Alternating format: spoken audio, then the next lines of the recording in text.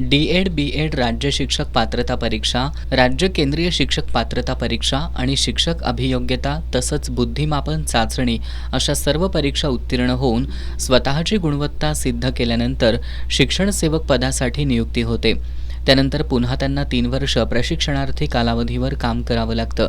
2023-24 साली राज्य सरकारनं सर्वात मोठी शिक्षक भरती करून सुमारे 21,000 पेक्षा जास्त शिक्षक सेवकांची पदं भरली आहेत.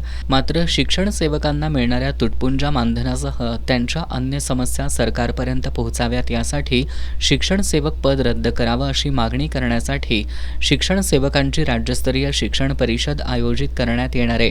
या पार्श्वभूमीवर शिक्षण सेवकांच्या जिल्हानिहाय बैठका आयोजित करण्यात येणार आहेत. कृती समितीचे निमंत्रक जावेद तांबोळी यांनी पत्रकार बैठकीत ही माहिती दिली. या राज्यस्तरीय शिक्षण परिषदेला महाराष्ट्र राज्याचे शिक्षण मंत्री दादा भुसे, शिक्षण राज्यमंत्री डॉक्टर पंकज भोयर, शिक्षण तज्ज्ञ आणि लोकप्रतिनिधी यांना निमंत्रित करण्यात येणार असल्याचं तांबोळी यांनी सांगितलं. या पत्रकार बैठकीला कृती समितीचे सागर पाटील, सचिन कुंभार, निलेश कर्णिक, भाग्यश्री सोडगे यांच्यासह शिक्षण सेवक उपस्थित होते.